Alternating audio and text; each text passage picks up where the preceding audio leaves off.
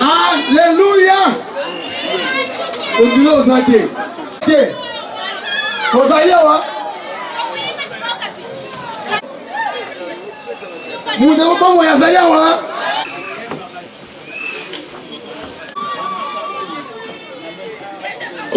Amen. Alors sois juste concentré, connecté. Nous voulons adorer encore. Jésus. Il a noté qui c'est la zambe, c'est la zambe.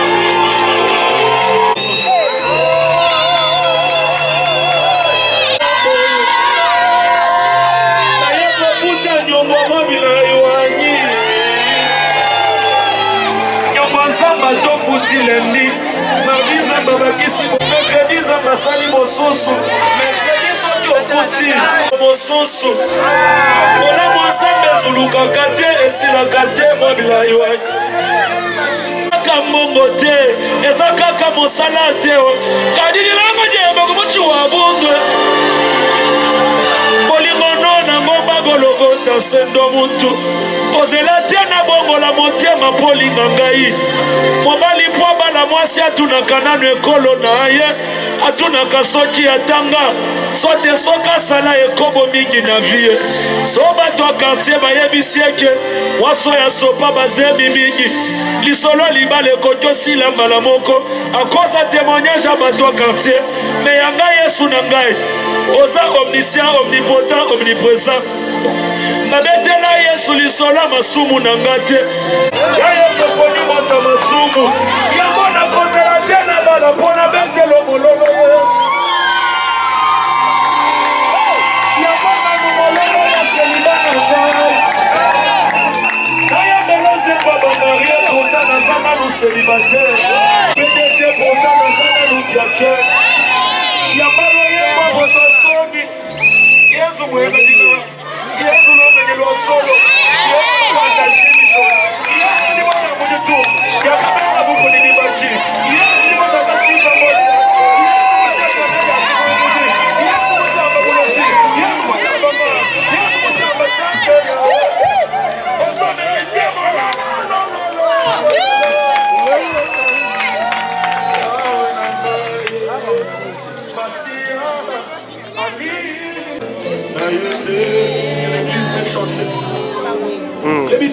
Masia, Masia, Levez sa voix. Zikana, Zikana, Yembera, Toyamba mote mananga.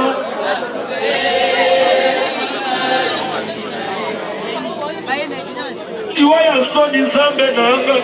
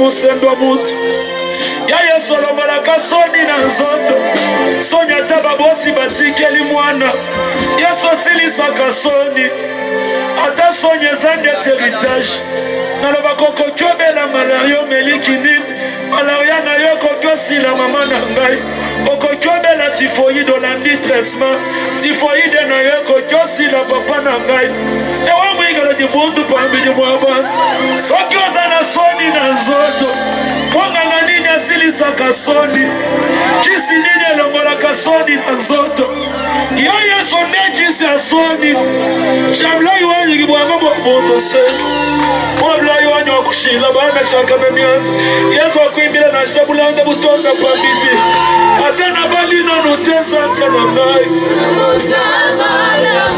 ya yesu ate na boti nanu te mwabilai wanya ema wanya na shanga ndalinikela muchimenga mwayo yoka kobo ya nzambe te pona bobola kobo moto a 10 000 azolota 100 000 zoka moto a 1000 azoluka 10 000 moto alie soso azoluka bana zoka moto mpiodi azoluka soso tango moto mpiodi azoluka soso zoka moto ndunda azoluka mpiodi tango moto ndunda azoluka mpiodi yama ya sika azoluka ta ndunda tango yama ya sika azoluka ndunda yazala azoluka tama ya sika yazala kanisi yendele sheki zoka miliardaire moko azobela kanser ya motema dokter ayebisi ye na 2 minutes ozokufa toliboma nzambe na ngai miliardaire akomi olula te bomo ya pauvre Jésus. C'est-à-dire tant que tu vis ola mozambe eza kaka na kati nasha wenda nyinzala nasha bakwamba ngumba nasha nyimanyano yezu wanye mwimba bakuseka yezu wanye mwimba bakupenda yezu wanye mwimba munyikema kosekinga lelo nazana nzambe na kati akotaka moto ndeti chombokila tango chombokila ekotaka moto yebana senda sokatiki ngai nakosambo na Jésus soki obwaki ngai yawe sokotiki ngai yawe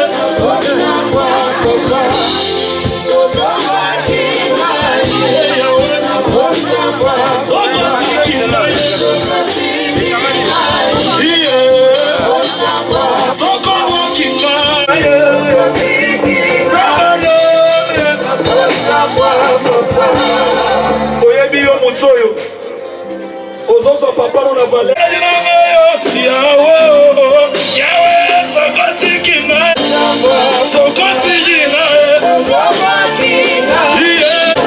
paswala lola kitisoke paswala lola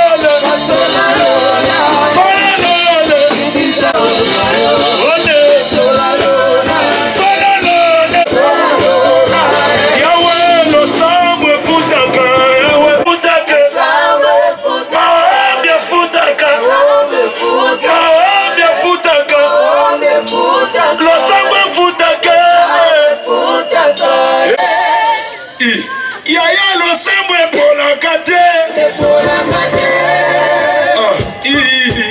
yaya enunaka te yaya losembo efutaka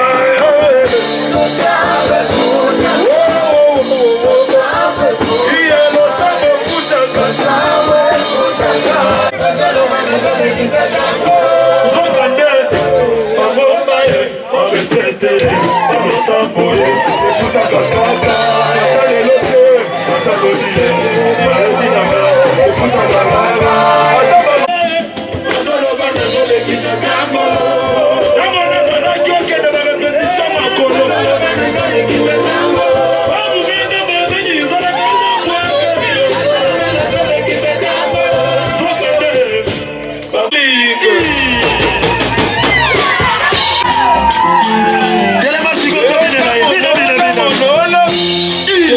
biso telema te soko za mposa ovanda vanda na yo kitana matanango kitanango balase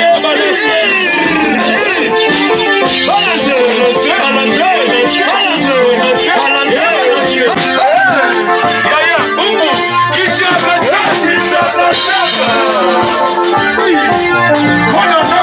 Wana Yesu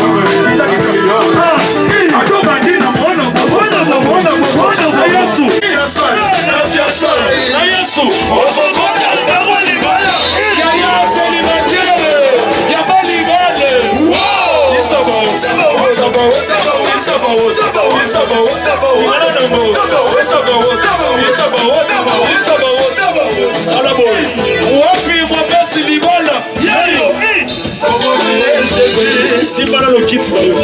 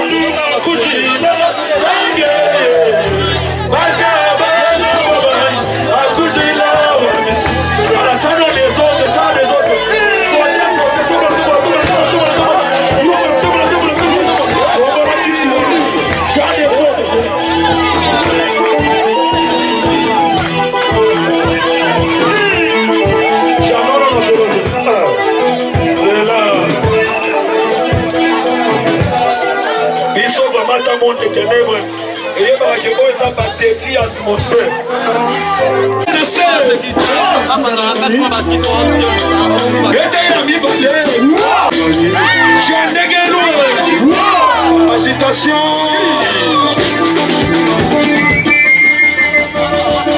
Allez, tombe là, c'est quoi, bien comme moi.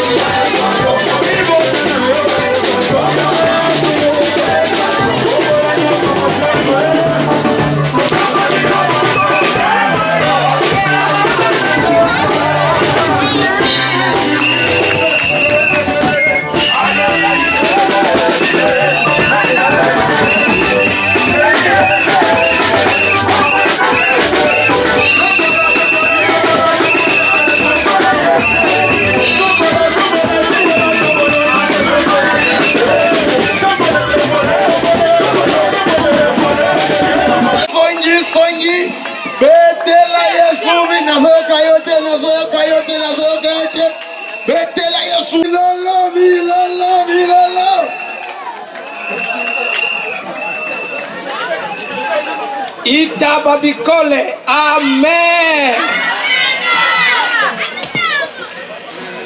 Na yoki yote. Sikoyo tozo ganga na ndenge ya ba séquence.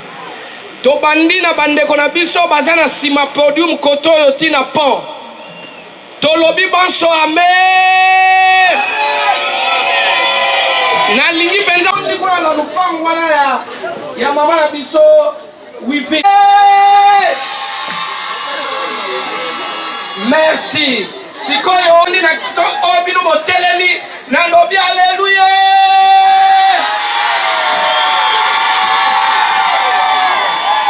Bino boza musika kuna motelemi musika togangi alléluia. Bayembi nyoso bovandi pembeni na ngai awa bongangi banso alléluia.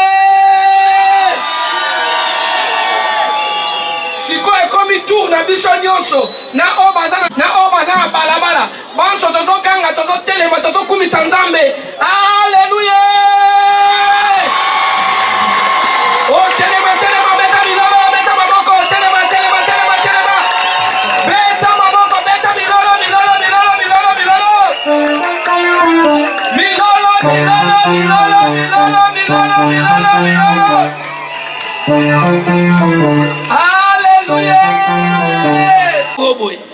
Bosepeli nango. Allez, betela biso na séquence wana. Soki tokolingana ya solo, alléluia.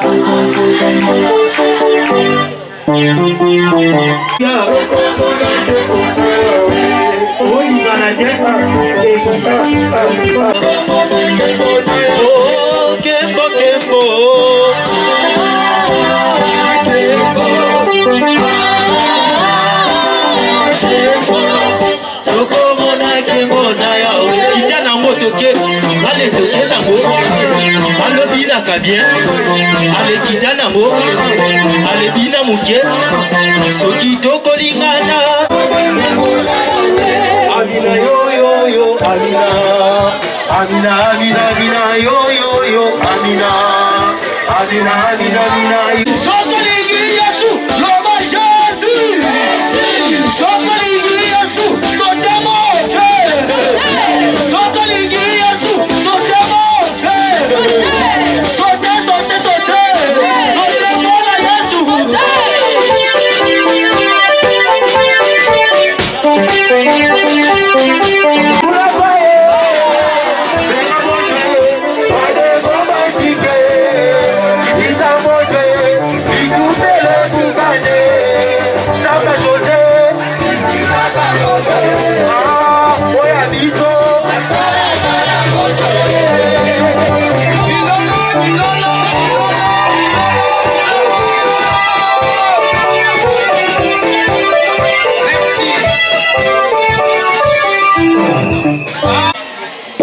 Nzambe pambola ngonga ya mateya oyo mateya oyo epambola moko na biso pe ba fardo na biso nyonso ezala résolu na liloba na Nzambe na kombo na Yesu, amen. Bandeko, alléluia, alléluia, alléluia.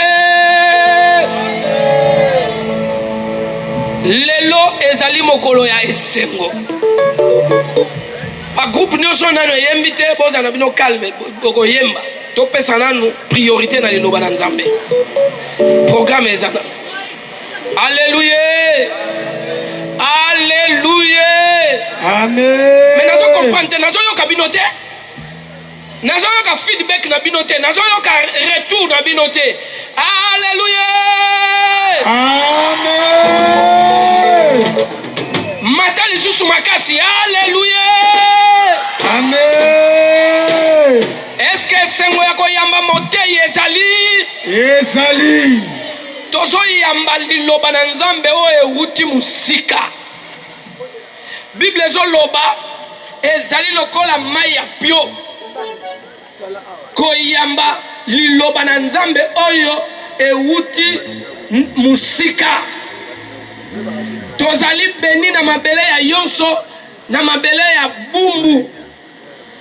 Pona koyamba motei awuti mboka musika na Irlande. À traverser l'océan, à traverser la mer, à traverser le désert, à traverser le continent, pour que akoma awa amemela yo évangile. Oye sengoto e sengote. Sengoe. Oye sengoto e sengote. Sengoe. Est-ce que bolingi bomona ye? Kombo na ye l'évangéliste international Papi Lufu. Est-ce que vous avez un combattant na direction, na conduite et en sécurité? Tozali kobeta milolo, milolo, milolo, milolo, milolo. Tozo ya bayele seto. Milolo, milolo, milolo, milolo, milolo. Milolo, milolo,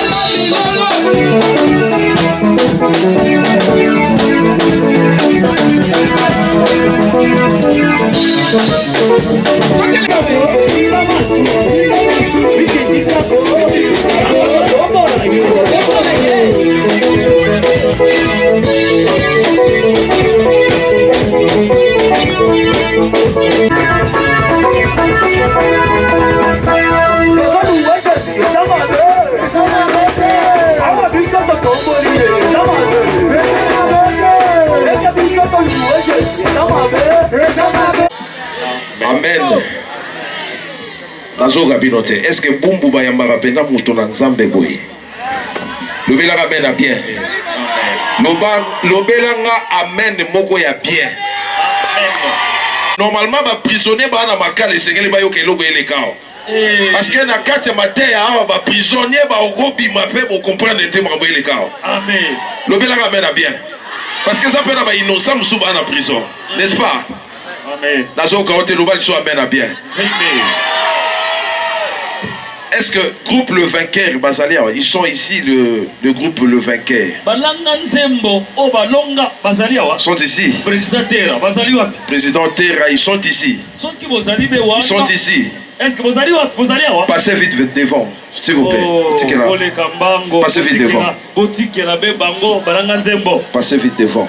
Eh, Balonga. Bimate na moto na ye o poisa nzambe kumama kolo kumama he ama kolo kumama he kumama kolo soazalité yango totomboli maboko ya bwana totomboli maboko loboko na nguya totatoli oyo asimbili kolona se ozalaka na manda te o suki ya pembe kobima te na moto na ye o po aza nzambe kumama kolo mosantu alole kumama kolo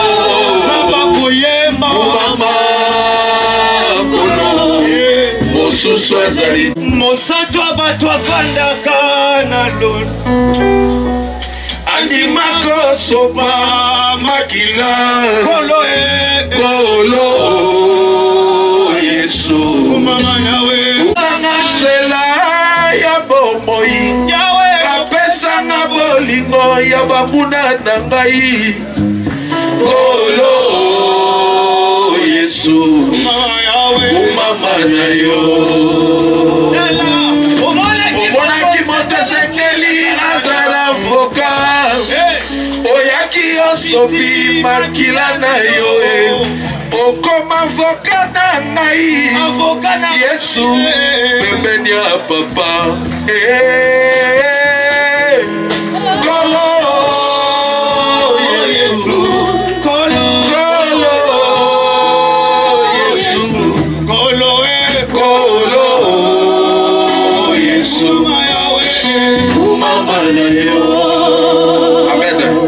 Amen.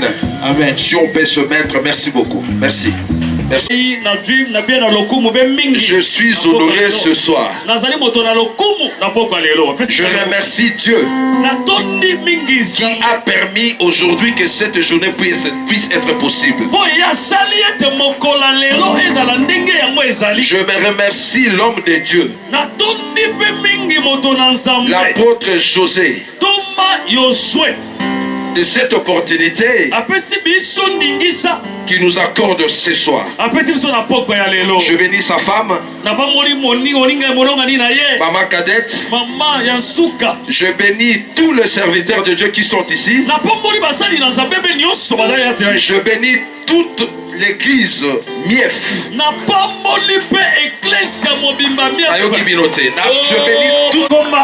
Je bénis la servante de Dieu, Maman Poueta. Elle devait être ici, mais Dieu a permis. Je bénis les hommes de Dieu qui m'ont accompagné. L'évangéliste Osée. Le pasteur Vincent Bioyo, qui est mon frère, mon petit frère. Je bénis l'apôtre Flamme.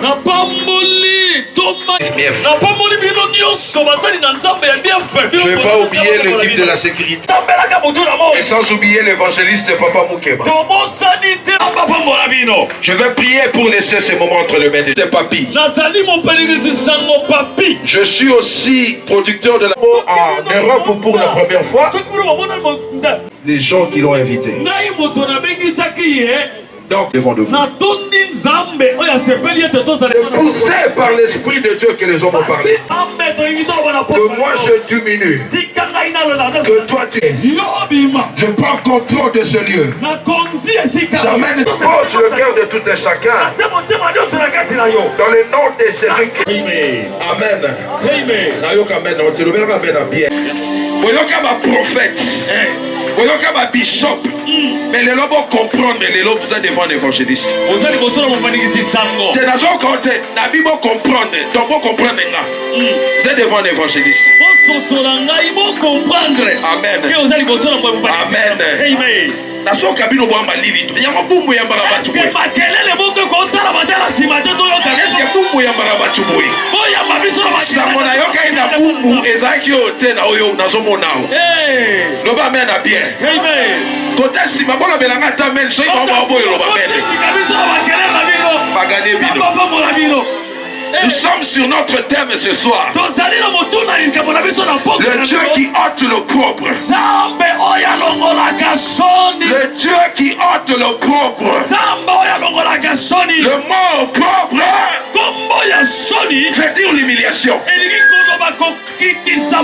Les mots au propre veut dire humiliation.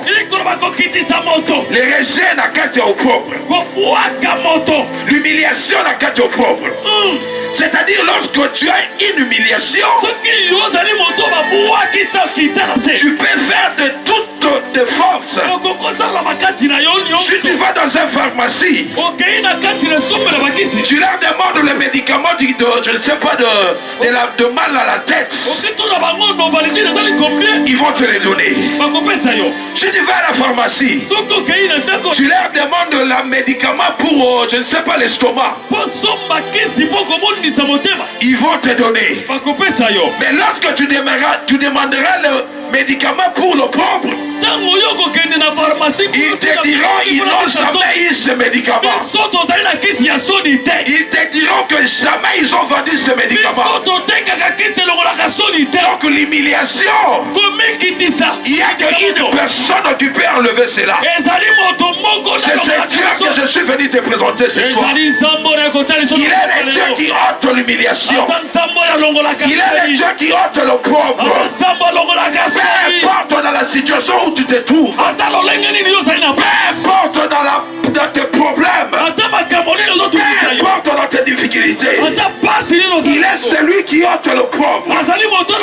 C'est un Dieu qui peut enlever ton propre. Amen. Nous allons lire dans Matthieu 9.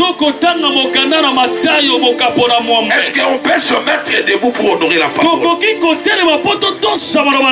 Est-ce qu'on peut se mettre debout? Est-ce qu'on peut se mettre debout? Nous allons honorer la parole. Matthieu 9, chapitre 9, verset 20. Amen. La Bible déclare ceci. Depuis 12 ans, s'approcha par derrière et toucha le bord de son vêtement. Car elle se disait en verset Jean 11, verset 3. Jean 11, verset 3. Yes. Jésus dit, cette maladie, c'est point à la mort. Mais elle est pour... Comprenez ma maladie. Yes. Jésus. Alors, Biboui. L'homme de détail. Non, Jésus dit ceci. Après avoir entendu cela, Jésus dit, cette maladie ne point à la mort, mais elle est pour la gloire de Dieu, afin que le Fils de Dieu soit glorifié par elle. Écoutez, je suis venu dire à une personne ce soir, il y avait une femme qui perdait le sang. Cette femme, pendant 12 ans. C'est-à-dire que sa vie, pendant 12 ans, Elle avait une perte de sang. C'est-à-dire makila banda kotanga. Et cette femme, elle a cherché par tous les moyens. Par tous les moyens. Qui pouvaient l'aider. Il y a aussi ça problème. Par tous les moyens. Donc en réalité, cette femme, donc tout le monde dans cette avenue connaissait que cette femme-là, Atambaka, donc sa vie, elle n'avait rien à dire. Parce qu'en Israël, lorsqu'une femme a des problèmes comme ça, elle est obligée d'être à l'isolement. Donc elle est impure. C'est-à-dire elle a droit que ça l'auté. C'est-à-dire elle a droit que l'embâté. Pour Moutagolia, donc c'était sa vie. Donc Vinaye Mobimba, elle était condamnée. C'est-à-dire dans quelques temps, Makile Sadini.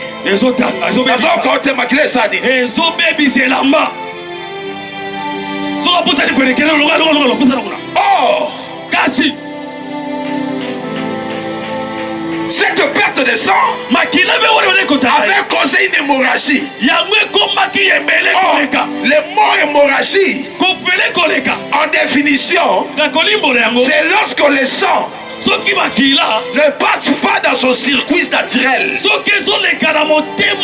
que Minganga Bazawa? Est-ce que Minganga Bazawa? Soki Makila, ils ont les canaux place la montée. C'est-à-dire ça crée une hémorragie. Amen. Conséquence n'a moins liwa. On soit tenté même il y a 2 mois. C'est-à-dire dans quelques minutes, tu peux mourir. Mais cette femme, elle est restée pendant 12 ans. Elle n'avait rien à dire devant le genre. Parce que sa vie, tout le monde connaissait. Raison pour laquelle je suis venu dire à une personne ce soir, peu importe ton problème, peu importe ta stérilité, peu importe ton célibat, je suis venu dire à une personne, il y a un Dieu qui ôte le pauvre. Il y a un Dieu qui peut enlever cette maladie. Il y a un Dieu qui peut te donner les enfants. Il y a un Dieu qui peut te donner le mariage. C'est un Dieu redoutable. C'est un Dieu redoutable. Il est le seul qui mérite l'honneur. Il est le seul qui mérite la gloire. Il est digne de recevoir la puissance. Il est digne de recevoir la force. Il est digne de recevoir la magnificence. J'étais en train de parler de Jésus. J'étais en train de parler de Jésus. Je ne te parle pas d'Abraham. Je ne te parle pas de Jacob. Je ne te parle pas d'Esaïe. Je ne te parle pas d'Abakouk. Je ne te parle pas de Josué. C'est celui que je suis en train de te parler. Il est celui qui crée le vouloir et le faire.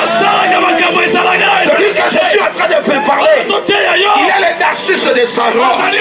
Il est l'étoile brillante du matin. Il est celui qui crée le vouloir et le faire. Il est digne de recevoir. Je disais, je n'étais pas en train de parler de Jacob. Parce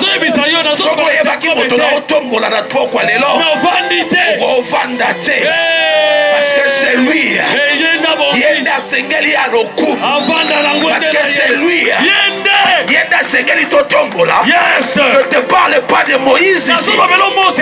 Je te parle de Jésus. Celui qui est capable. Un Dieu fidèle. Un Dieu puissant. Celui qui m'a tiré de l'humiliation. C'est lui qui m'a tiré de l'humiliation. C'est ce Dieu. Est-ce que toi qu'on m'amène bien? Amen. Jésus. Alléluia. Écoutez, la femme, Elle n'avait pas où aller chercher les secours. Il fallait chercher les secours. Parce que place nous sommes poussés. Parce que place nous sommes kende. Parce que kiti ya kopesa nani akopesa hii kiti? Nani? Soki afandi na kiti. Tangu akotelema. Azobe bisa bakite bato. Bata moto kutoka bana batamituka. Ata mwana wakolo. Yes, il est le seul. Pendant l'humiliation, cette femme ne savait rien dire. Mais la Bible dit ceci. Laisse-moi te dire ce soir. Un jour, Jésus était de passage. L'homme de Galilée était de passage. Mon Jésus était de passage. Il n'allait même pas chez cette femme. La Bible déclare qu'il allait chez Jairus. Mais à court de route, cette femme a attendu. La Bible dit, elle a attendu. C'est-à-dire, Ayoki Sango, Jésus a Zoleka. Oh, laisse-moi te dire ce soir.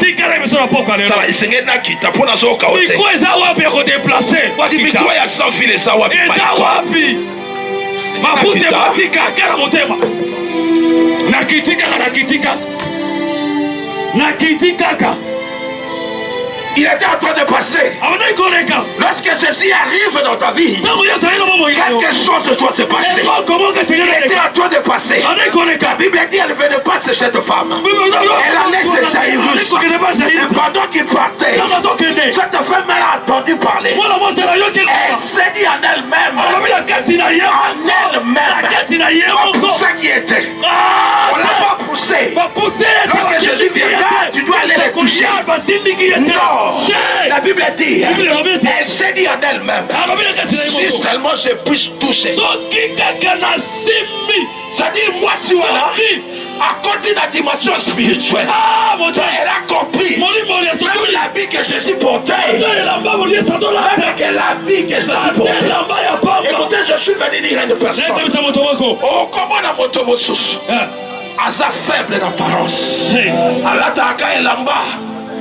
Asimaka elamba kaka elamba elamba pa c'était comme Jésus azaka na chuta na pan mais écoutez la carte à Jésus qui bon jamais mon dans la elamba. Oh my God qui bon jamais mon dans elamba ya la moyo na okopesa yo okena mopanga okena mopaya rebité à fétiche ils sont seuls à mort parce que moto zoya na elamba a trop mystique. Amen. On va ramener à bien. Amen. Seigneur est éclaté ce soir. Amen. Je suis venu d'Irlande. Ce programme était combattu. Avant que je vienne, je devais venir. Il y avait les documents qui n'étaient pas avec moi. J'ai dit pleurer à Dieu. J'ai dit je dois aller à Bumbu. Parce que ce qui va se passer, Dieu m'a dit ceci. Pendant que tu partiras, je vais te visiter. C'est-à-dire Bumbu doit comprendre. Même s'il pleuvait, mais ce jour-là, il n'y aura pas la pluie. Et une personne m'a dit, toi tu vas à Bumbu. Mais à Bumbu, c'est un siège à bateau, à boire que la bateau marche. À Bumbu, c'est un siège. Place où batindi kabatou na mabe. Quand on dit peu importe. Comment la moto là tu n'as là-bas. Elle a dit chemise à papa. Oh il a la chemise.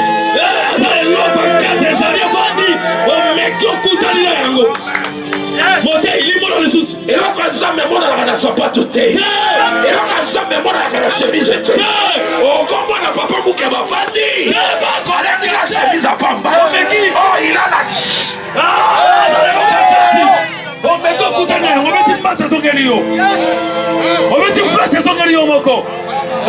la chose de Dieu, ça ne se voit pas. J'étais comme Jésus. Elle a dit soutane. Mais la femme a compris. Qui bon ça même ne là-bas. Alors il a un poste au Kenya tout a été. Nasimba. La poste maloba na été. Nasimba kakela. Quelle dimension? Pas de quoi ni niveau là. Quelle dimension? Et puis melo. L'homme de détail. Nani appelle ça au combo de la famille? Nani a l'oba Simba te?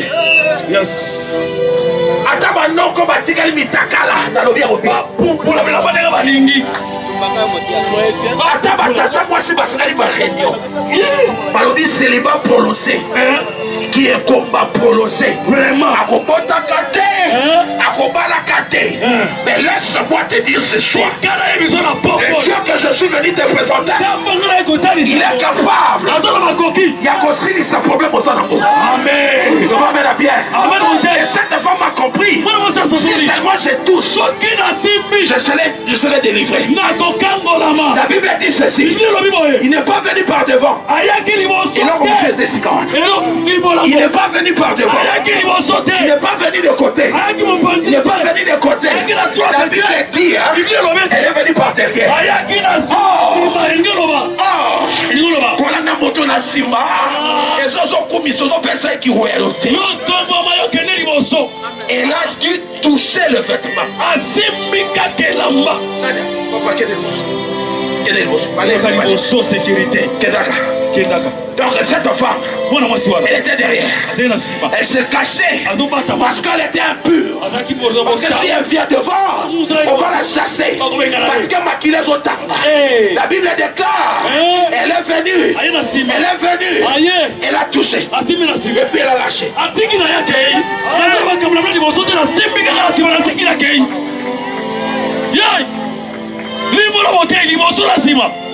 Elle est venue. Elle a touché, elle a lâché, elle est partie. Écoutez, je suis venu dire à une personne ce soir, tu es capable. Il y a aussi ce problème, il y a une minute. Elle a touché, elle est partie. Mais le problème est qu'elle n'est pas le roi. Directement, à Télémi.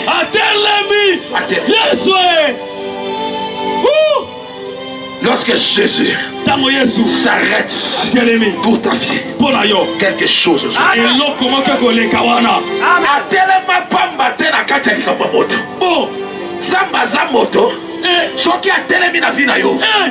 quelque chose doit se passer.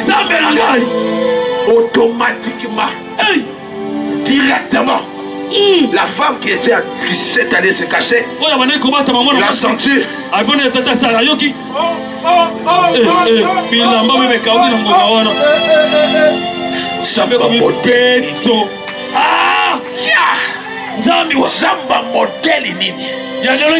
Une personne pendant 12 ans, une perte pendant 12 ans. C'est pas facile. Qui est combat nayo pendant plusieurs années. Kobala nayo bapesa pe bakombo abala totala ye abala totala ye oyo wana tula oyo wana za elo olobate. Mais laisse-moi te dire ce soir, laisse-moi te dire ce soir, il y a un homme, l'homme de Galilée, le jeune homme de 33 ans, c'est lui qui crée le vouloir et le faire, le narcisse de Saïron, l'étoile brillante du matin. Je vais jurer, je vais d'ici, je vais Sabaoth, je vais Shalom, elle est Lyon, elle Shibo, je vais jurer, c'est lui qui combat dans tous les combats. Il est digne de recevoir toute la gloire, il est digne de recevoir toute la puissance, il est digne de recevoir toute la force, il est digne de recevoir toute la magnificence, il est digne de recevoir tout l'honneur, il est digne. Un jour, il a Patmos, genre, il a vu un ange. Lorsqu'il a vu l'ange,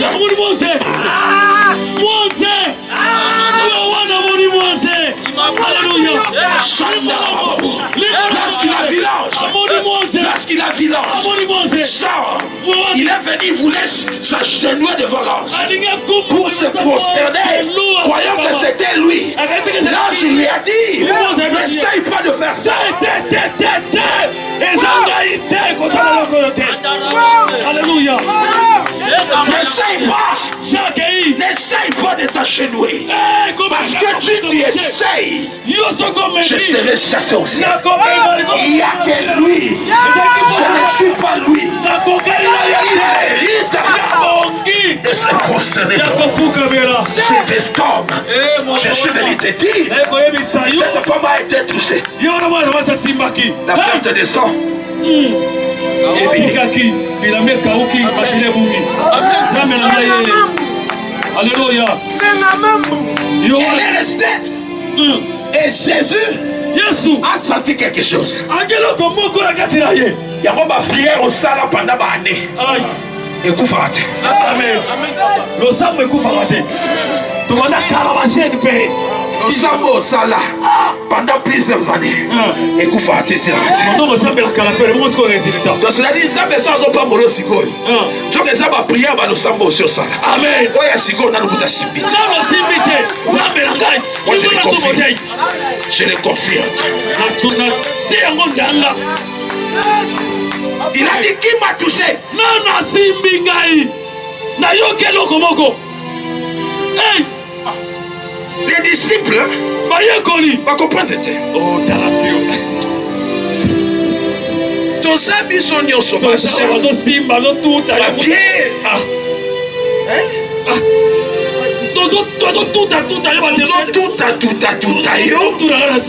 Mais comment on va monter à Simbi? On a dans ce sens. Écoutez. Écoutez.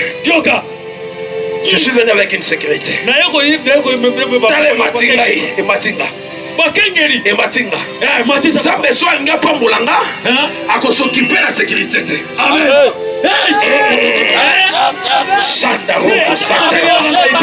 Il ne va pas s'occuper de la sécurité. C'est-à-dire, c'est-à-dire la femme, elle a touché. Jésus a senti que force est qu'il. Ayam ici, ma disciple, j'ai senti quelque chose. Pourquoi? Parce que la femme a contacté la dimension spirituelle. La Bible qu'elle a été touchée. Donc Kasimba qui n'est Zambé. Croyant qu'Asimbi est là-bas. Yamana oya bisambo tomoko lelo. Et là quoi Zambé et mon la karakatité. Et là quoi Zambé. Et là quoi Zambé. La chose est Dieu. Et là quoi Zambé. C'est un intérieur. Le vanda kana makila. Donc il Zamba bengio. Achaka. Et là qu'on a yé. Nazane loko aza ayebisa moto apemena nane loko ko forcer de soko na moto yo zo bide muluba yo tsakwa na loko ayo zambe na ngai nyana na loko amen ya kokona ka bato ba kritika mingi batonga ka bamonisa bato bana bana loko na bango yesu sokwa na loko te ba otungisa ope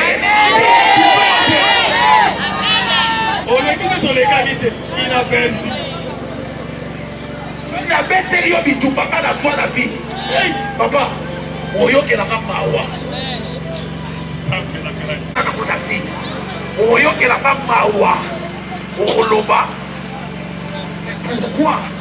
Des fois je me demandais à Dieu mais bon année. Pourquoi quand la voix dans la qui vient de bon année? C'est à cause de la chose que tu as. La sorte que tu as, les diables cessera. Enlève, arrêtez cette chose. Va cesser, arrêter cette chose. Mais quand ça va dire à Dieu, il est capable de retirer la chose.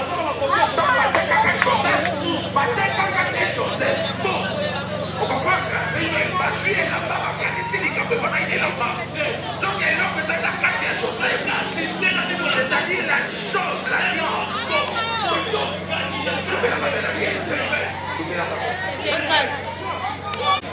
Yes. Donc rien de ça pour tout.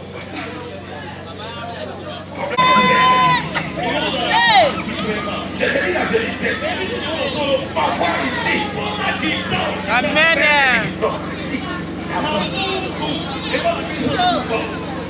Mais tu as fait grâce. C'est-à-dire ne rate pas cette grâce.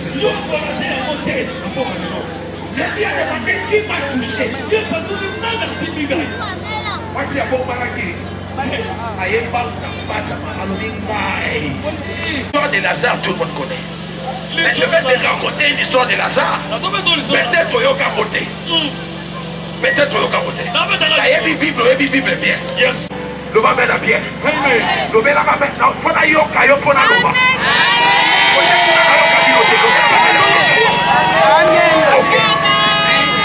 Ok. Bon, ça dit Jésus a vendu. On envoie quelqu'un aller appeler Jésus. Parce que Lazare était malade. Lazare était comment? Lazare était comment? Lazare a tout fait quitter. Même quand Jésus pour dire qu'il s'est ils ont appelé Jésus pour qu'il vienne prier pour Lazare. Pour qu'il vienne prier. Non. Batindaki mutu pour y prier. C'est-à-dire à quelqu'un. Lorsqu'on envoie quelqu'un appeler Jésus, Jésus ne vient pas. C'est-à-dire, bato bayokaki, bakomprenaki que Jésus a boyi koya. Sonia modèle nini. Ayaka abolier sakaye. Mais comment ça se fait mon boyi koya? Amen.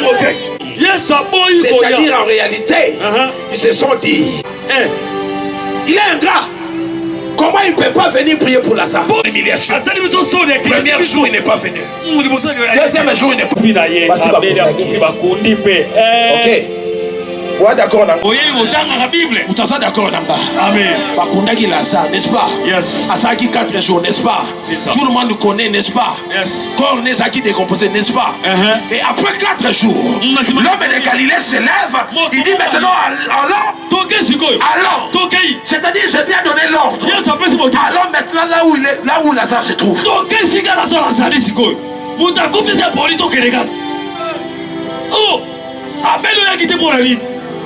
so yoka ma mystère. Yoka ma mystère. C'est mon toit koufi. Na 4e jour, le corps est décomposé. C'est-à-dire, peut-être ma toit est koufi. C'est-à-dire, la première des choses, l'eau, makila. Fais zalaté. Yes. Pour un moment, ça dit il faut pas vider maï, pas vider makila, n'est-ce pas? C'est ça. Ok, d'accord, tu es d'accord avec moi. Amen. Donc ça dit n'a qu'à Lazare, maï, makila, et c'est sauté. Yes, oui. Toi d'accord, na maï. Amen. Toi d'accord. Toi d'accord. Toi d'accord. Ok. Jésus arrive. Yes, soyez. Marc revient. Il dit à Jésus, si tu étais là, ton ami Lazare ne serait pas mort. Jésus lui répond ceci. Il dit, je suis la résurrection. Il dit, ok, d'accord.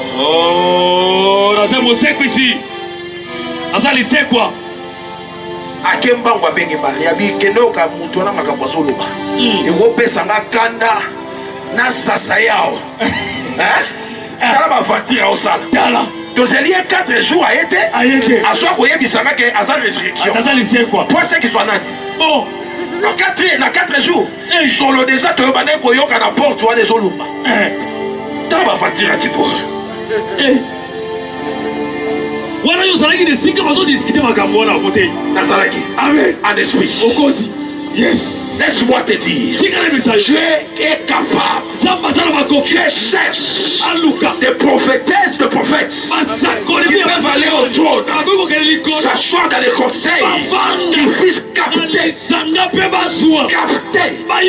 qui est au ciel, faire descendre ici. On n'a pas besoin de prophètes des nations.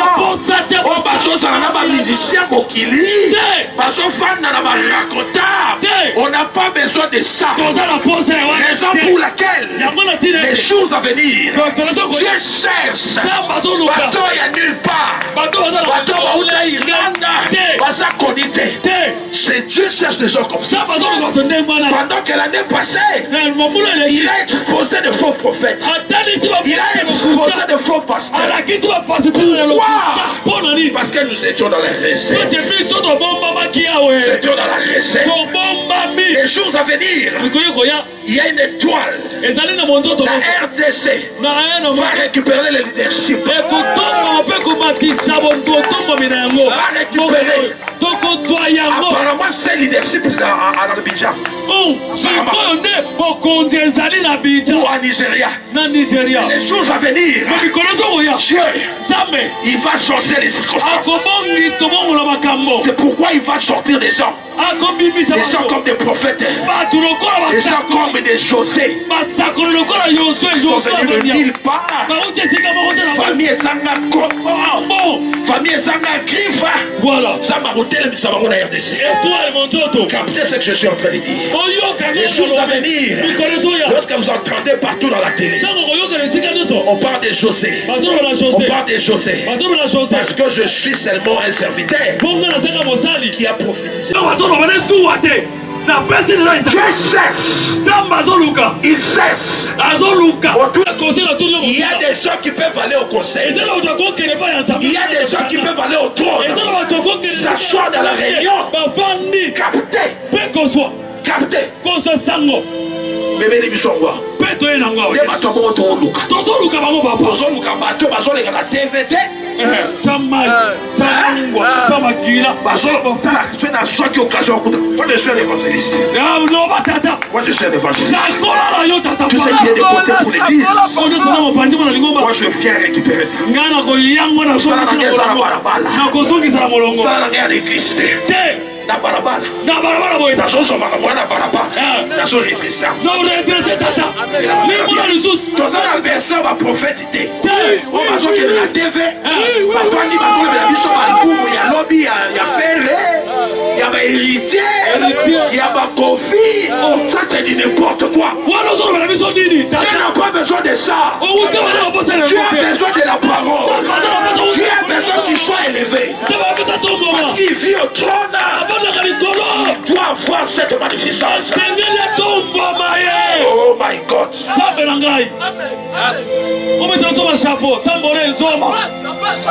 Pamba Raconta. C'est ça. Nous avons besoin de gagner des âmes pour le royaume. Et puis c'est temps ici, c'est temps à sécurité. Parce que tu sais ce qui se passe en Europe. Tu sais ce qui se passe en Europe. Tu sais ce qui se passe en Europe. Oui, mais on met la photo. Oh, papa. Nous avons plus le temps. Nous avons besoin de gagner ces âmes ici. Les amener à l'église. Parce que sous que ça déjà bientôt. Anna quoi? A télé à soya. Ce qu'on s'est préparé, tu iras en affaire. Alléluia. Yes. Marthe, Marie, Guéné. Yes. Marie a télé bimba. Aïe. Alors, puis papa, sur le salakia, on dit que Lazare est en Koufate. Yes. C'est ça, ici, je suis la résurrection. C'est quoi? Vous voyez, c'est comme Mamalika. Place à moi, on a une simba. Bon, ce qu'on est dans la matin, on a l'introduction. Ok. Jésus a dit ceci. Amenez-moi où vous l'avez enterré. Jésus a dit quoi? On t'amène là où on l'avait enterré. 4 jours. Soit tu es athée. A dit amenez-moi là où vous l'avez enterré. Écoutez maintenant. Yoka. Déplace maman dit comme ça. Yes. Jésus arrive devant la tombe.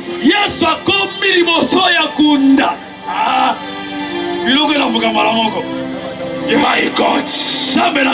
Let me say it in English. Let me lift the one who lives in the heaven. Let me lift the one who lives in heaven. He's the one we became. Oh my God. Tikana tombo na moto moko. Oya vani na trône. Il arrive devant la tombe. Il arrive devant la tombe. La Bible me dit ceci. Dans la Bible, tout miracle, ton côté, ton quitter la profondeur. Pour rater ce côté. Matin à la des Amen. A commis devant la tombe. Pour qu'un miracle se fasse, Jésus avait besoin de la foi. On dit mais la main pardon. Comme il est si pour être un miracle salama, Jésus a besoin de la foi, n'est-ce pas? Si le problème est opposable. Verse 1. Lazare doit sortir. Et Lazare n'a pas la foi. Lazare doit sortir. Mais il ne peut plus produire la foi. Parce que sa foi est couffée. C'est ça. Mon thème est bête à tête. Bon. Hey. Pour moi, ils ont ça la tête. Amen. Babylone comme un nion sur la carte. Assez sensible, papa. Et en plus, Maïna m'a killé sa tête. My God, let me say it. Let me say it. Let me say it. Le Dieu qui m'a tiré de la boue. Le Dieu qui m'a tiré de la boue. Il m'a tiré de l'humiliation. Je suis le premier. Je suis le premier. Mais laisse-moi te dire, ce soir, il y a un certain temps, j'étais à Kinshasa. Il y a des années passées, j'avais un problème. Je suis allé me réfugier à l'église. Lorsque je suis arrivé à l'église, j'ai fait 3 mois, je dormais par terre. Les gens qui m'ont vu dormir, ils ont commencé à se moquer de moi. Ils disaient ceci: cet homme, il vient d'où? Et tu es venu de l'Europe? Et tu es venu de l'Irlande.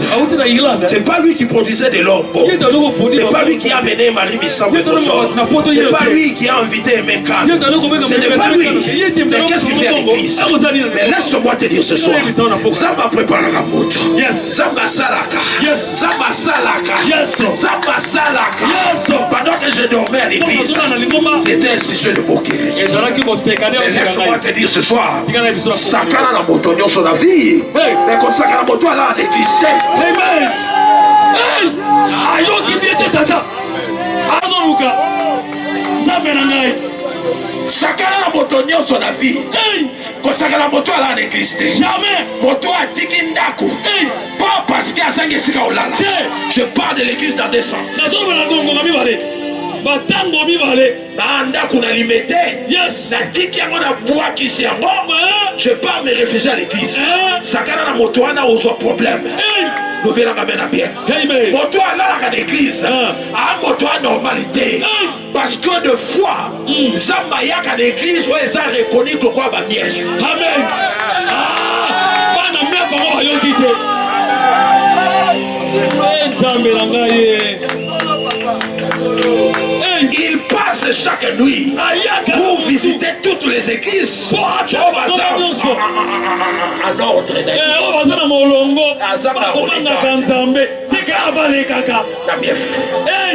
raison pour laquelle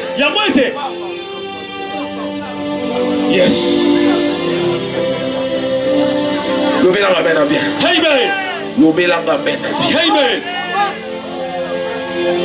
Jésus arrive. Ah, télébi libo tombe.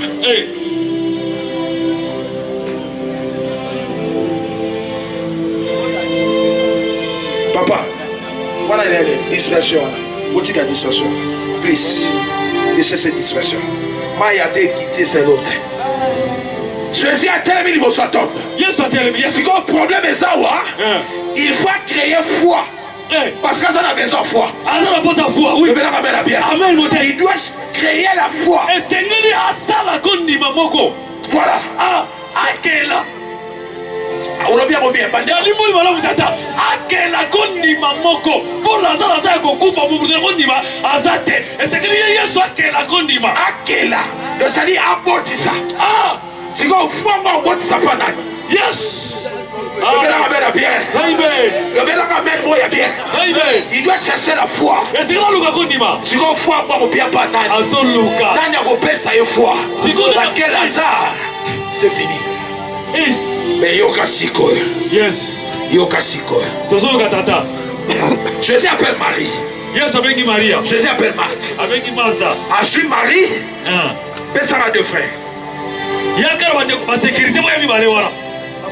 Pesa na basi mi balé. Basi mi balé.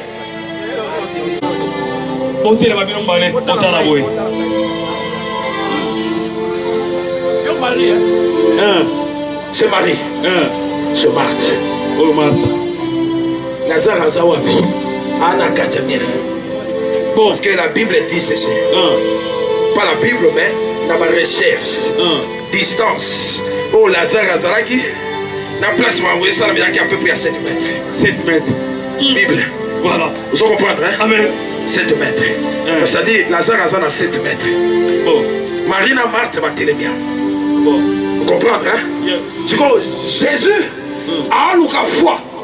Il cherche la foi. Bon. Pour être Lazare, Abima. Abima. Il dit ceci. Alors, boy. Tout obtiendrait cette foi. Il dit à Marie. Maria. Il dit à Marthe. Alors, Martha. Enlevez-moi cette pierre. Bolongola, Bido, Bandego. C'est ça. Jésus a commencé à la bouille. Il doit chercher la foi. C'est là le concondiment. Ok. Si on soke na makila ya Marie, soke na makila Marthe, ok pas Lazare, soki tosali Aden et prouver biso, baba ndeko n'est-ce pas? Amen. Côté ilimbora. Nakita. Soke na makila Marthe, ok pas Marie, basali Aden, basi makila ya Lazare. Bon, trouver. Basa bande. Ah, gloire au Seigneur. Ok, la makila micho. Ok, la cadette. Basa li Aden sikoyo. Et puis ça résultat. Ce sont des sœurs. N'est-ce pas? Amen. La limboli a bien. Pour comprendre. Amen, Moté. Ok, d'accord. Donc, il a divorcé. Très bien. Comme ils avaient le même sang. Jésus a mon point de contact. Yes. Yes. Ah, ça me ragaille. Yes. Faites ta maman comme un gars pour la libre. Oh, Satan. Yes, ouais. Ago kelaka kondima. L'homme du détail. Limbo de la maison tata. A joué point de contact. Yes. Makila Marthe. Bon. Makila Marie. Yes. Dans toi Lazare. Izalaki. C'est-à-dire Dieu. Jésus. Yes. Il va faire un travail pour créer la foi. C'est-à-dire il va utiliser Marie et Marthe.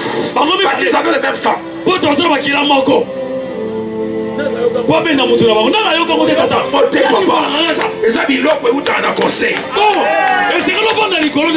Mais s'il n'a pas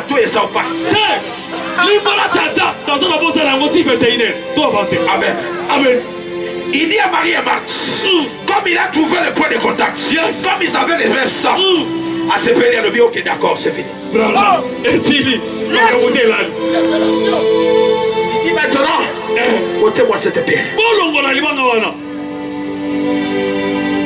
Il a déjà fait ses accès. Yes. A mati 6 fois la bango. Na bengi bango. Bolongo na libanga te, na libisa ibi on a résurrection. Aso mati sa foi. Aso mati sa foi Marie. Aso mati sa foi Marthe.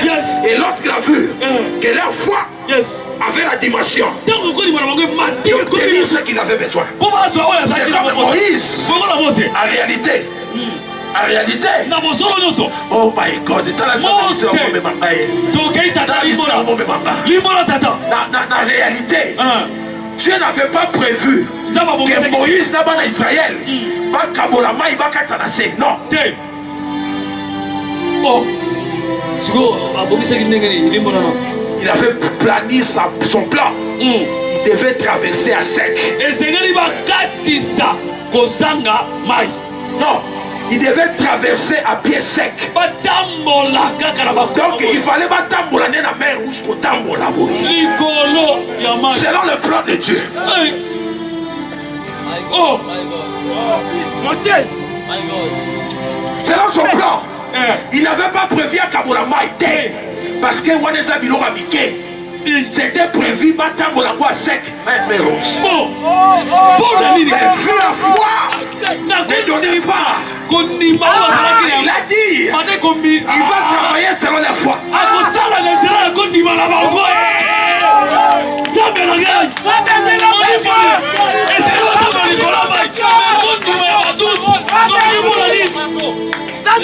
côté de la dimension de Bango, ami qui dit, alors il a dit, aussi mini dans ma boko, ce même bâton, Moïse a fait lorsque Dieu l'avait envoyé. C'est-à-dire, tant que Moïse a dit, il a dit, j'ai un bâton. Il a dit, Boaka, dans ma boîte, il y a Balouti Nyoka. Abi Simba Simbi. Jokana Katuana. Dieu. À côté de la carte c'était.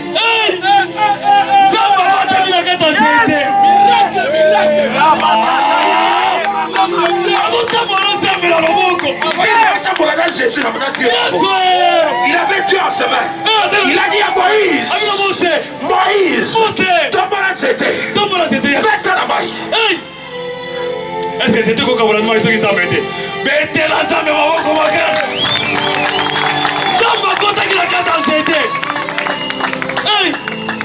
Il a dit maintenant. Alors oui. On te l'a bien. On l'a libanga. Qu'est-ce que c'est là? On va décoller. On te l'a bien. On l'a libanga. Là c'est les gars ça. Oh. Yes. Posons la bien. On peut dire ça là. Tout le monde la libanga. Jésus-Christ c'est il dit. Yes alors oui. Père. Tata. Je sais. Tu m'exauces. Mais ce que je vais faire maintenant, ça va dépasser les gens. Même l'attendement, ça va dépasser. Il dit ceci. Lazare. Lazaro. Après, qu'est-ce qu'il avait dit? Piment. Ah, rien. Rien. S'il vous plaît, c'est les Gabonais. Jésus. Jésus. Est-ce que tu as la Bible dans la Bible? Est-ce que tu as la Bible? Il y a la Bible. Il y a la Bible. La Bible, on a la chambre.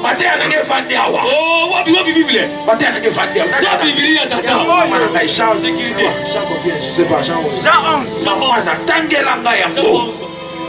Lorsque Jésus a crié Lazare, qu'est-ce qui vient après?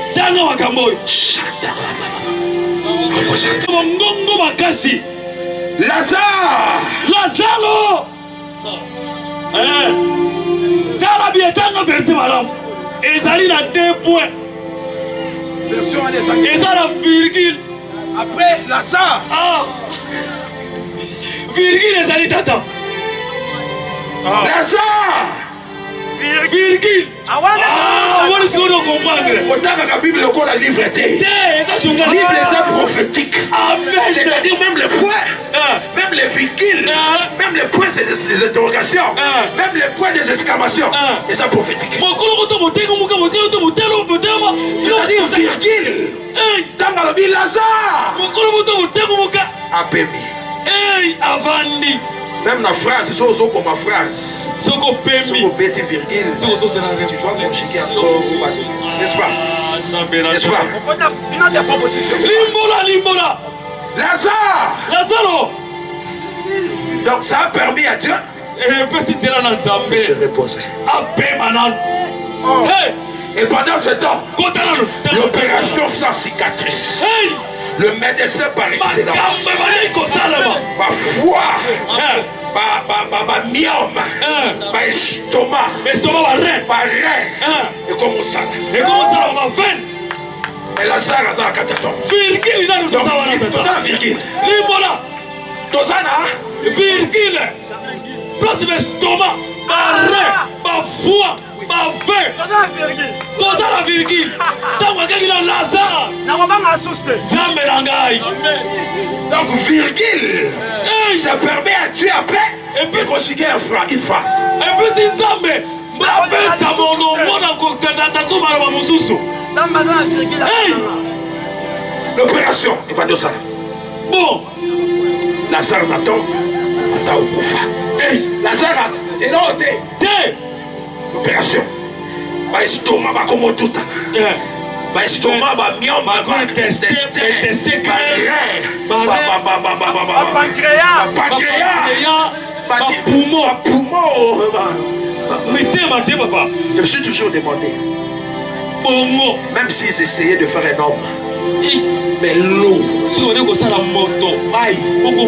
Magila, je me suis toujours demandé, Magila, il y a Lazare, Namai, et Utawapi. Papa, l'immola la virgule.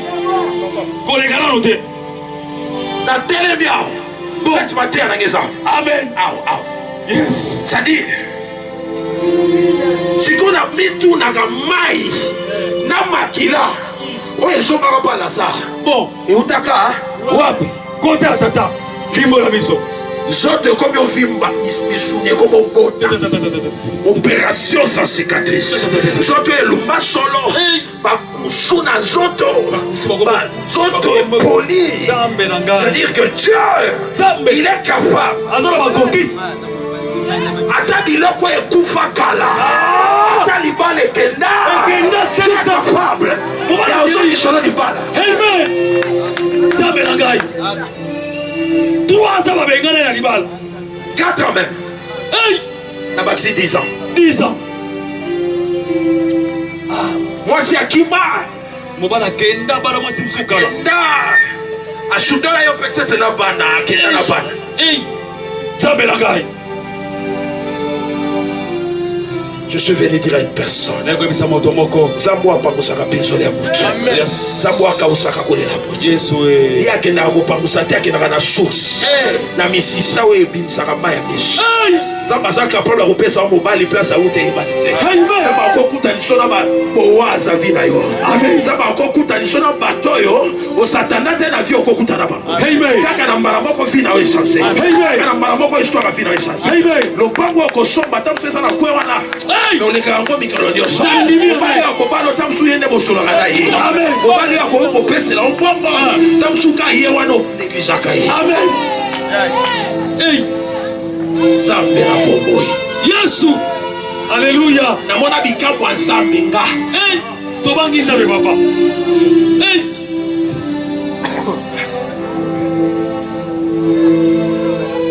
C'était dans les affaires.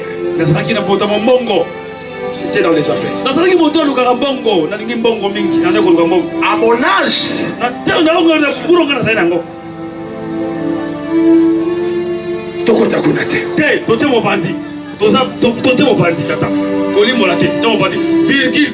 virgule. Amen. C'est-à-dire l'opération a commencé à se faire. Maï. Makila. Limbo la biso makila na mai euti wapi? Kasa Nzambe. Amen. Kasa Nzambe. Yes. Seulement sa voix. Écoutez. Yoka. Écoutez. Yoka. Un jour. Mokolo moko. Moto mwa zobeta lisolo boye. Hey. Moto akufaki. Soka akufaki te Nzambe amemi na lola. Hey. Tanga komi na lola. Moto babelelaka Nzambe wana bayebaka dimension ya Nzambe wana te. Obelelaka Nzambe ozobelela Nzambe na monoko. Mais oyebi moto oyobelaka te. C'est ça qu'on comprend les gars. On joue Nzambe lokola camarade na yo. Lokola ami na yo betaka na ba kede soki kede. Na bil. On joue Nzambe lokola moto betaka na bil. Donc comme ça Nzambe ngiola la Nzambe batela resilo lani. Yango zo pango matin. Yango zo moto atobola ki likolo ameki afongola biso. Yesu. Atala. Makambizo leka. Amona muto afandi na ngwende. C'est-à-dire tango omoni faro.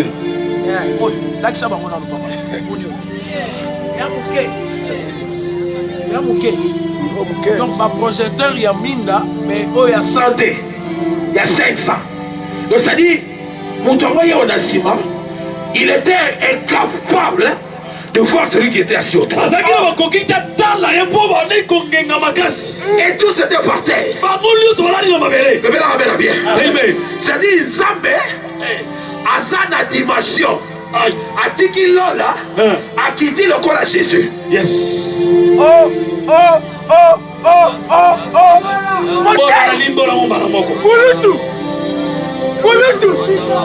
Atiki Lola a quitté le corps à Jésus.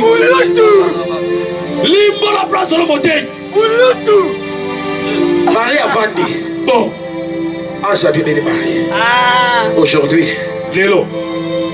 on soit aimé. Biloko. Aïe, c'est bon.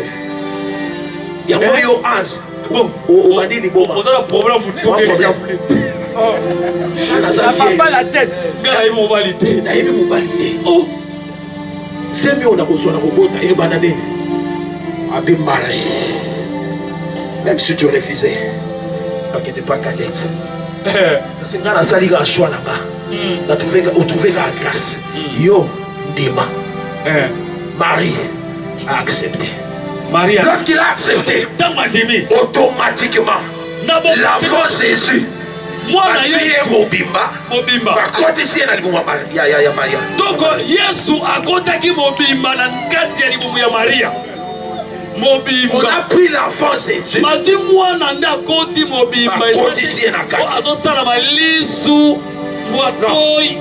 Il n'y a pas eu ce temps à vous former Jésus. Jour, moko, des jours, banini, wane komo sala babiloko na bango ya kusoba. Il est créé tout anina banini soki te. Ye muta Mobimba da koti na kati. Ya koleka. Sibo kimbangu koleka. Yes. Yagenda koleka. Yes. Mobutu akenda. Hey. Tshisekedi akenda. Yes. Mais le seul qui a laissé le tombeau vide. Le troisième jour. Sambisaki Kunda. Le troisième jour. Sambisaki Kunda. Yes. Nalobi boye. Yes. J'étais en train de dire ceci. Yanganda koleka. Yes. Hey. Yanganda koleka. Peleka. Taonda baleka. Maome aleka. Aleka karatata. Hey. Bazoleka bazomona te na filmer. Kita. Nazoya. Bon. Nazoya. Taisa mama. Ah, tango. My God. Sambe na ngai. C'est une introduction moquée. Sambe na ngai. Pour Christ. Combien d'années? Pour Christ 20 heures. 20 ans passés. 20 heures, quelques 10, 20 minutes. T'as combien? 20 minutes, vous êtes là, c'est ça. 5 minutes. Ah, Sambe na ngai. 5 minutes. Sambe, bagisa 5 wana. Avec bango babosana. Et comme à ta 8. Bon. La soukia. C'est-à-dire, Lazare a entendu une voix. La voix qu'il a entendue. Et sa voix n'a yokate. Yes. Opération et salami et silice pour ça. Lazare doit sortir. C'est après. Donc, Bilo, on est ce soir. Maintenant, Jésus a dit. Sors. Walanda lobi bima. Est-ce que Sors, Bima. Il avait jamais entendu comme ça. Laisse-moi te dire ce soir. Lorsque Jésus tend sa main pour toi. Sors. Bima. Sors.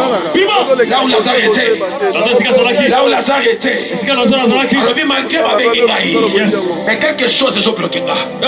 Il a dit son alandi ba singol na otika lawa son alandi bilambo bakanganga na nzoto na otika la.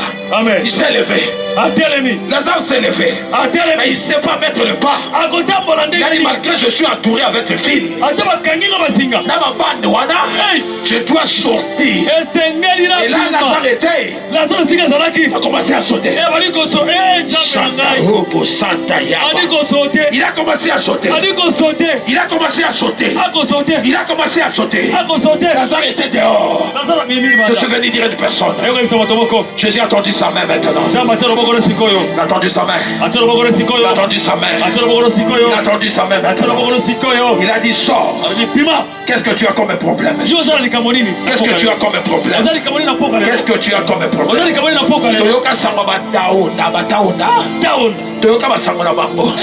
Il a essayé de défier Dieu.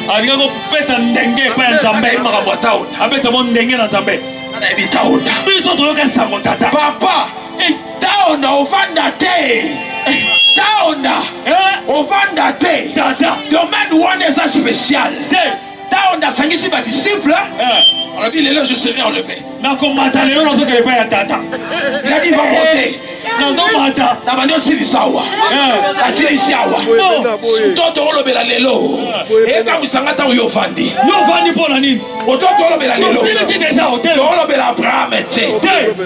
To olobela Isaac te. To olobela Isaac te. Mototo olobela. Yesu. Mototo olobela. Mototo olobela. Yesu. Là on a lobby lelo na on défié. Nazomata. Doit être enlevé. Nazomata. Asangisi ba disciple na ye. Oya botalaka. Aye basangani. Balobi to ba dobeta bambunda. Lelo na on mata. Lelo na on mata. Nazomata. Écoutez. Yoka. Na mona bato ba kisi kisi niveau taona. Là on a monaté. Bon. Hey. Papa, taona bando. Apôtre. Mobikisi. Taona kom. Abando quel espace. Alati ba sac. Apakoli ba kula. Azomba. My God. Taona a essayé de défier Dieu. Abete ce qui te me mondenge. Taona bando kende. Oui, mais que ba disciple ko. Osaka tembe bilo mo bomoni. Badu ko fuka ma. Taona mati. Taonda bazo bana Kikongo tata usoba bato ba ya bazo ye bana Kikongo yesi go likolo mvulusu aho pamula bazo mvulusu tata na Kikongo sikolo atamela ngai nzembo ana na bosa ni tata mubende soki tata luzi soki tata mvulusu azo bona zo mata o tokeia. Hey, bambunda nation. Bato batondi. Hey, aki. Hey, père. Tata. Dieu qui était dans son conseil. Zambo ya vandaki. Na bosololi na yina bato. Ayo kama kelele zo samba na se. Na se na moki.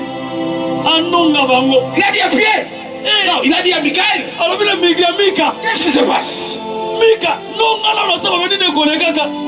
Itoyoki makambo moko balobi bobeta mbondata unaomata. Nayoki obi etolobi. Taon nazomata tata. Taon. Quoi? Taon na bakoli kula.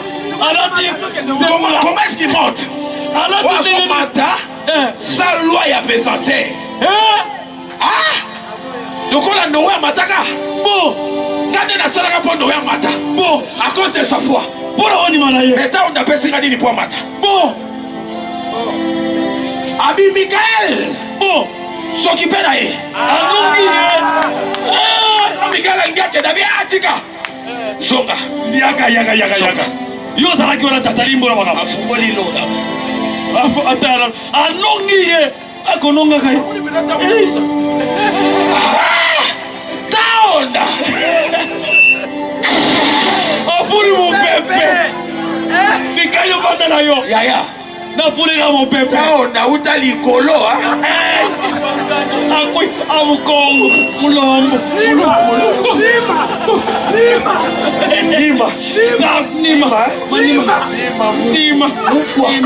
Mama yangu mina kufa. Nima mufwa. Malu mashiki.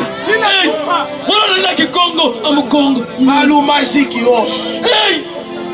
Abuka na mukongo. On ne peut jamais. La koketa mokolo moko se comparer. Koko kanisa au père. Ya tata. On ne peut jamais défier Dieu. Koki kometa mo ndenge na nzambe te. Auta likolo. Hey. sokoela na nsima ye lokola mwana moke baye kote lokola mwana na motu bongo epanzani bamema lokola bébé. Laisse-moi te dire ce soir. tikala ye biso na pokwa lelo Laisse-moi te dire ce soir. tikala ye biso na pokwa Celui que lelo nous élevons, moto tokotombola il est le ressuscité du 3e jour. azali moto aseko ye mokolo misato yesu na ngai Celui que nous élevons ce soir, moto tozotomba na pokwa lelo il est le ressuscité du 3e jour. azali moto asekwaki na mokolo misato Lorsqu'il était mort, ntango akufaki le diable était content. diabo nasepelaki Pape moni esili po na ye tolobaki ni accueilli. ebisaki bino Le premier jour, il n'y avait rien. mokolo ebosi eloko te Le deuxième jour, ya mibale eloko te mais le 3e jour, mokolo ya misato e comme c'était déjà le 3e jour, loko ezalaki ya mokolo ya misato le diable était entouré avec ses disciples. diabolo bavandi na bayekoli na ye Nasilisia, Nasilisia. Il attend ayoki kata frère. kata tolimbola makambo oyo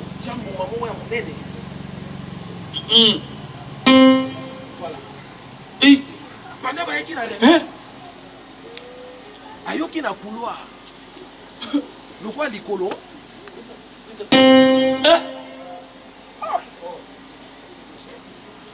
sikoyo na conseil bazali boye bavandaki mebi bato azalaka na bango Ce sont des diables, des démons. bademo navandaka na bango bamaladi nyonso oyo obelaka na vie Ce sont des démons. bamaladi nyonso moto kobelaki ezali bademo oyoka malaria oyoka typhoïde eza démon ya typhoïde c'est ça démon ya célibat malaria sida Ça va démons. covid bango nyonso bavandaki bademo Ce sont les démons. Donc ça veut dire que bavandaki. Bayoka. oh Parce que porte nyonso yaki aoka. Démon ya célibat. Abingai nazao. oh bongo Typhoïde. Ngai yo awa. ozondima pele Démon ya malaria ngai yo ngai yo. Mais nani asa te mais so so na oyoka make. nana bimaki Démon pauvreté ngai. Démon ngai yo. Mais qui est là qui n'est pas là? nana za Mais nazoka na kuna libanda nazoka mie mutu azoya. oh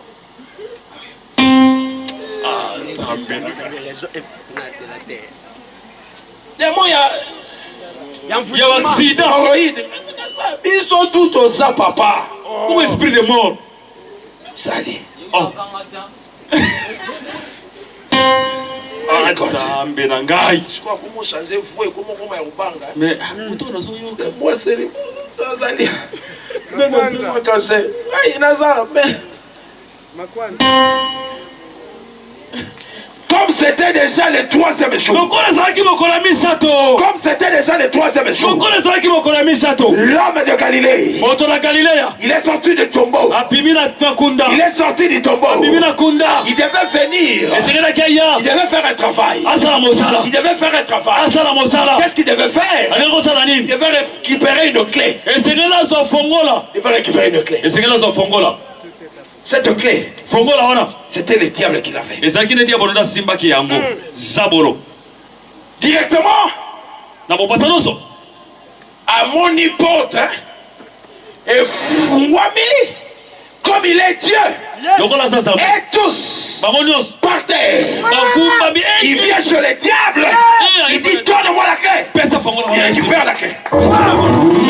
Oh, Santa ya Baba. betata maboko makasi ndeko ya bumu Il a récupéré la clé. nzambe na ngai azwi fongola Il a récupéré la clé. azwi fongola Cette clé, fongola oyo il est venu ce soir. aye na pokwa lelo Aye kotambusa ngo na bumbu. yes amen nzambe Aye na ngai kotambusa ngo na bumbu. yes we hey Toute personne moto nyonso qui voudra cette clé. oyo alingi fongola oyo Aoswango lelo. yes Pourquoi la clé? Pourquoi la clé? mpo na nini fongola Parce que là où tu vas fermer, place yo kofongola le okanga diable ne saura plus ouvrir. diable akofongola te Là où tu vas ouvrir, place yo kofongola le diable ne saura plus fermer. diable akofanga te nzambe na ngai Yaya. Zambe. Ah, Zambe. ngai ndeko nomoni nga na telemi awa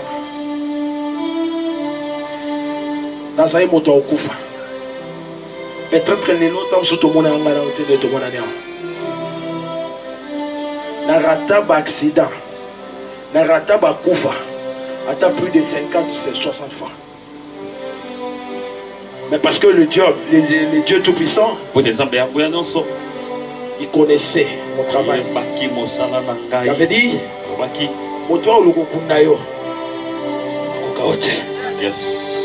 Yosa, béton moro babuka kate. Hey, osa imboukamable. Yes. Béton. Yes. C'est-à-dire que Dieu m'a donné beaucoup ce soir. Dieu m'a donné beaucoup ce soir. Je suis venu élever celui qui vit au trône. Peut-être encore quand il s'engage na telemiao. Ce n'est pas moi. On doit ma casse. Hey. Hey. Jésus. Okoya obundisa ozokatisa obundisanga osa fait ça fait okufa pa mfa ça fait otomoza na sima to makasi ana sima ako tilika ngaloba loba OK bungu yo un monde moko mystique ngabingai sangisa bango ata plus de 100 ba invoquer ba invoquer ngape na benga sambu abenganga bon samba benganga na kibosene seniors tu veux dire ça na sisi apôtre.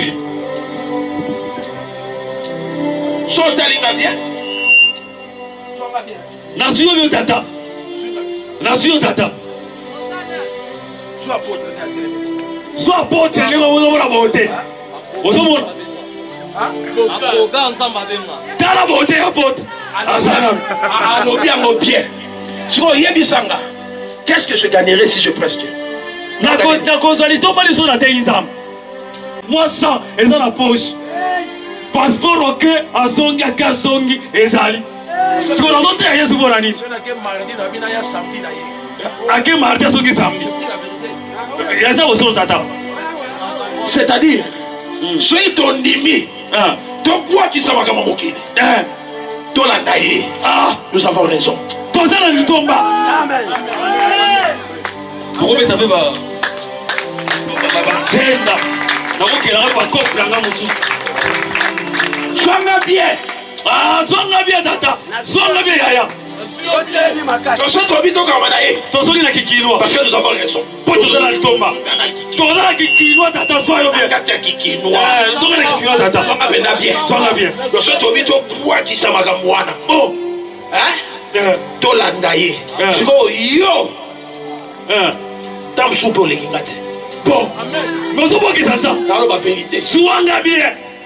Tata tozo na kikino kaka ndikolopa. Sikoyo. Il tombe mal une fière et sala. Oh. Hey. Pourquoi tu veux pas donner ta vie à Jésus? Pourquoi tu veux pas donner ta vie à Jésus? Parce qu'il est le seul. Makambo sama na butu so nzamba bia fungolo miso. Obanga mokili. Lolendo de lolendo. Tika bisodi. Mutu so moni asekisaka yo wana. Genre. Voilà. Après ça remonte à respect. Bonjour maman. Genre. Na butu yende alukaka. Mais gloire soit à Dieu. Partout ils vont se réunir. Lorsqu'il est fort, après Dieu vient à cet endroit-là.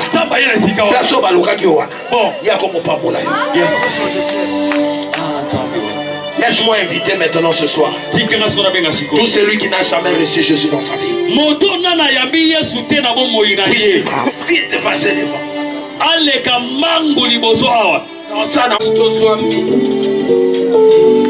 Toza na position ya prière. Kozala na distraction te. Soit le bon mobile, posez en le motema d'ailleurs.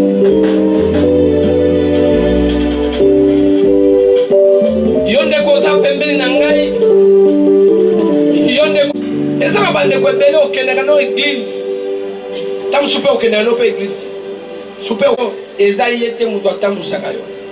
Azalaka no Seigneur na yo te. Na sepeli koyamba yo na poko lelo. lokola mokonzi pe mobikisi ya bomoi na ngai nabeleli yo yokela ngai mawa limbisa masumu na ngai nyonso biso sango malamu nzambe ayebaka kozongisa ebele apambola ye alingi azonga Touche les gens, ceux qui ont le problème, c'est ton temps, c'est ton temps. C'est ton temps, c'est ton temps. C'est ton temps.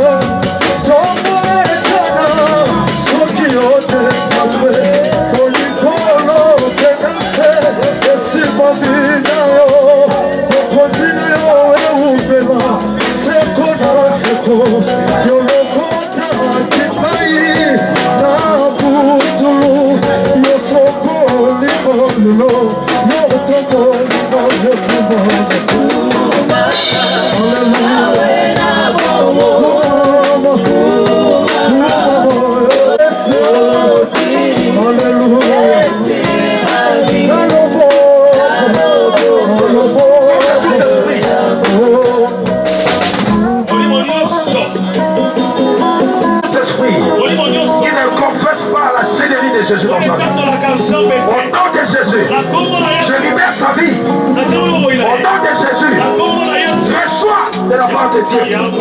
La vie reçoit. Reçois. Reçois.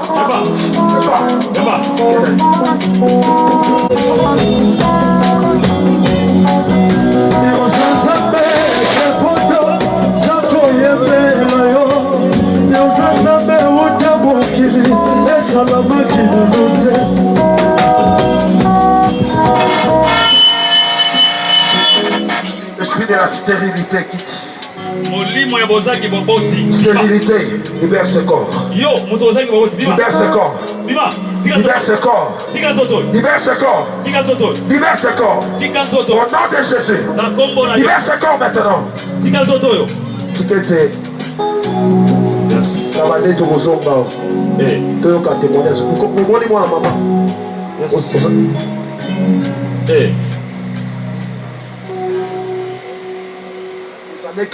Les années qui viendront.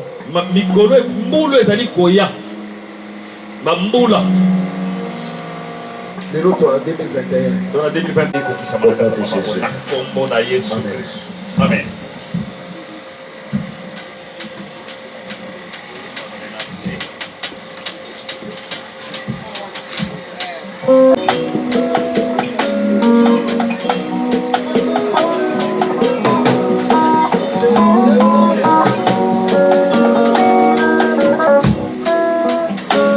Jésus-Christ. À mon bien. Passe à Michel Kendi. Nakombo na Yesu Kristo. Amen. Amen. Et nous vanda so moni miso moso ke zala ka ndenge ni so ndenge ni so moni dia yo koloba. Vamos.